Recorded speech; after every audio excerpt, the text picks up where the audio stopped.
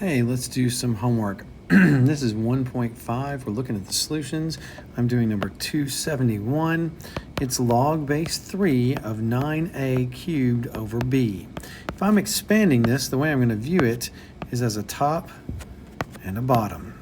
So the way we'd expand this would be log base 3 of 9a cubed minus log base 3 of b, because we know that the log of a quotient is the difference of the logs. Well, then the way I'm going to view this one is as two things multiplied together. So I'm going to break that one. This one I'm going to break up into log base 3 of 9 plus log base 3 of a cubed. Then I have an exponent right here that I can pull out front. So usually when I'm expanding, I will pull out the exponents last. And when I am condensing, I will pull in those exponents first. So here is this, right? But then log base 3 of 9 is just saying 3 to what power gets you 9. So this is simply the number 2. So that's why we have 2 plus 3 log base 3 of a minus log base 3 of b. Now we look at 273. 273 is log base 5 of the square root of 125. 125xy cubed. Okay. Well, first thing I would do if you asked me to expand this would be to rewrite that to the 1/2 power, xy cubed, right? And we still have that. Then what I can do is I can say that this is log base 5 of, I can distribute this exponent inside, and what I'm going to have is I'm going to have 125 to the 1/2 times x to the 1/2 times y to the 3/2, because we know when we raise y to the third to the 1/2, we end up multiplying the exponents. Well, now the way I need you to see this is as something multiplied by another thing multiplied by another thing. And that would allow us to break it up into 3 logs that get added together. So that's going to be log base 5 of 125 to the 1/2 plus log base 5 of x to the 1/2 plus log base 5 of y to the 3/2. So this, and this now are all getting added together as logs, right? Okay. Well, the great thing now is I have a to the 1/2, which I can pull out front here. 1/2, which I can pull out to the front here. I can pull out this 3/2 here. So that's log base 5 of y. But if I look at, let me do a different color, maybe pink. If I look at this thing, what that's really telling me is it's trying to say 5 to what power gets you 125?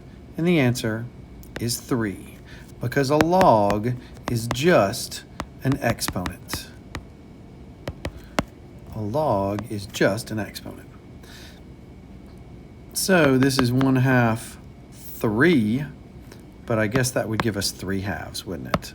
So if this is just equal to 3, then 3 times 1/2 is 3/2 plus, and then all this stuff stays the same. So I hit paste. Kablamo. And that's it for 273. Then I move on to 277. 277 is to solve e to the 3x minus 15 equals 0. Well, I know if I can get it to an exponent to the stuff equals a number, then that's a much better form. So I guess the way to say that would be, I would say get into exponential form. We like exponential form. So I move the 15 over, and now it's an exponential form. Well, one way to undo e to the stuff is to use the inverse function. And the inverse function is natural log.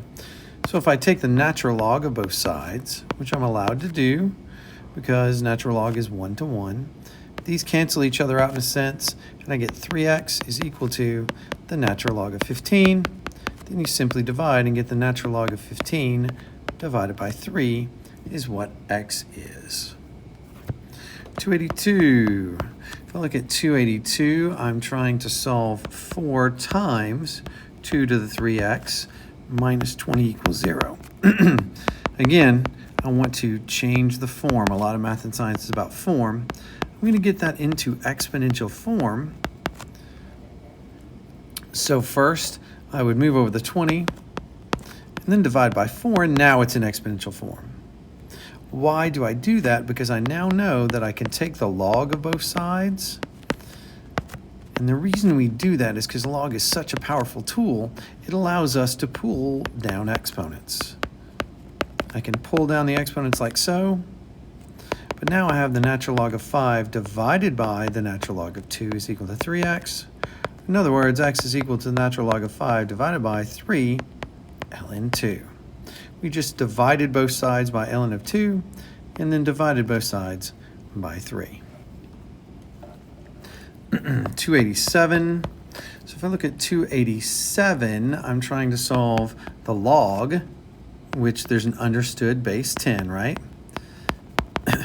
So since they didn't put anything there, there's an understood base 10. So this is in log form. So I can put it in exponential form, or I can use the fact that I can take 10 and raise both powers 10 to the, and use the sides as the exponent. So 10 to the log base 10 of 2x minus 7 is equal to 10 to the 0. Well, 10 to the 0 is 1, and 10 raised to the log base 10, these cancel each other out in a sense. And I get this is equal to that, which is equal to that. At any point, you can slow down this video or go back. 291. So 291 is natural log of x plus natural log of x minus 2 is equal to the natural log of 4. Well, notice what we've got here. I've got 2 logs over here. So I've got the natural log of x minus 2 is equal to ln 4. Now notice what this says. It says the natural log of stuff is equal to the natural log of stuff. Well, if you've got 2 outputs, your inputs must have been the same because natural log is a 1-to-1 function. So if you ever have the natural log of a is equal to natural log of b, you can just say a equals b. You can go either way.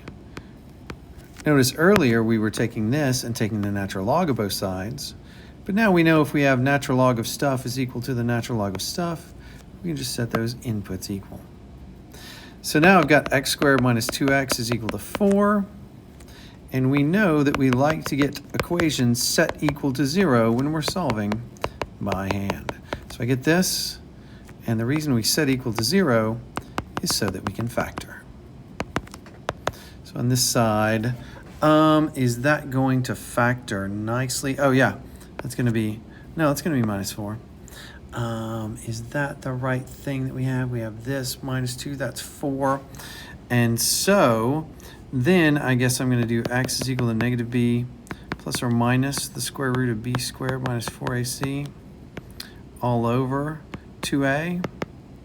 So here a is equal to 1, b is equal to negative 2, and c is equal to negative 4 because it ended up not being able to factor, so I had to use the quadratic formula.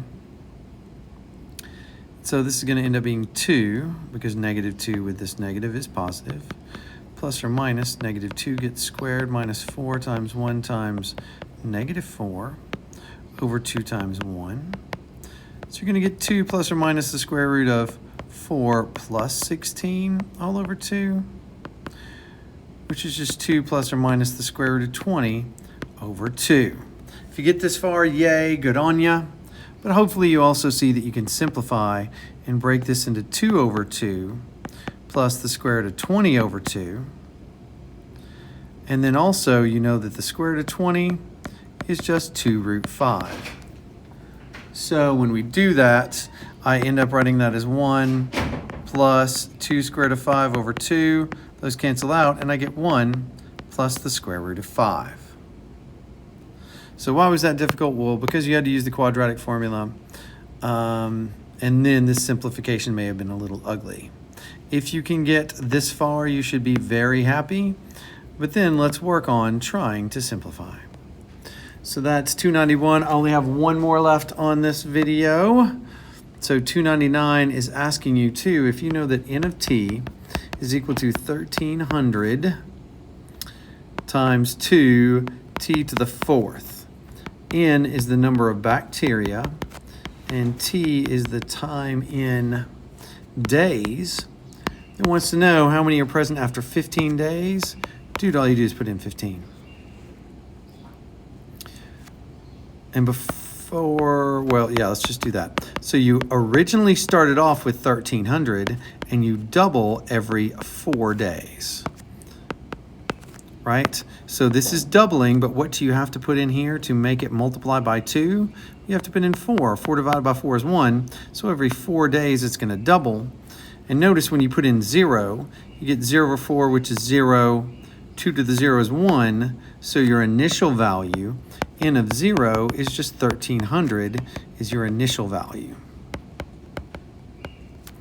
And then your doubling time is 4, if that makes sense, because you're dividing by 4.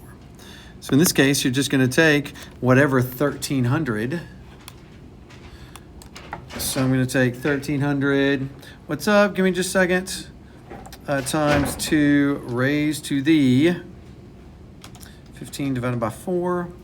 And I'm going to get approximately, give me just a minute, approximately 17,491 bacteria. And that's it. Great work, and I will see you next time.